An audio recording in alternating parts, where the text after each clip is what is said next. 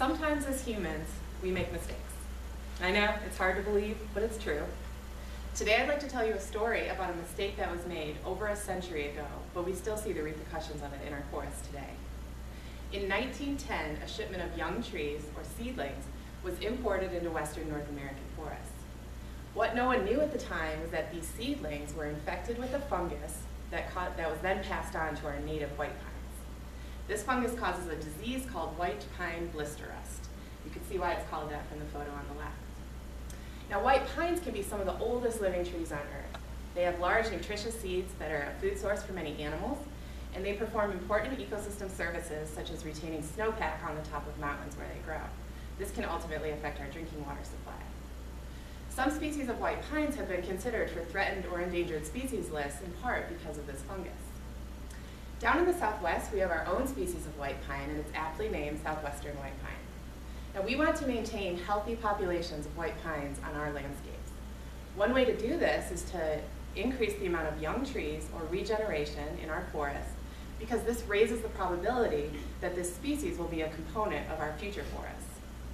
So I study regeneration ecology using a combination of field and greenhouse studies.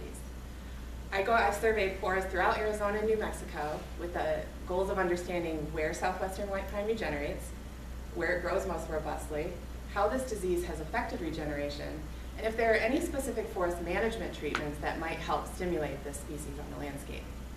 We collect all kinds of information on the environment, the forests, and the trees, and we use some fancy math and statistics to help us make predictions about the forests we can't sample. My research shows that this disease is reducing the numbers of healthy white pines on our landscape.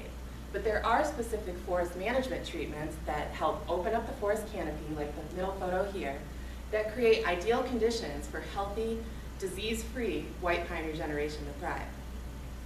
I also use greenhouse studies to determine how seedlings from all over the Southwest grow under different conditions. So we now know which populations might grow to be the largest, and which populations might die the fastest when we stress them. Because we want to outplant seedlings into areas that are severely affected by this disease, we can now make informed decisions about what populations we can move to new sites, and we can even make predictions about how those populations may respond to the different climates. So unfortunately, we can't change the mistake that was made a century ago when this fungus was introduced. But we can combine sound science and forest management to help envision a more sustainable future for southwestern white pine. Thank you.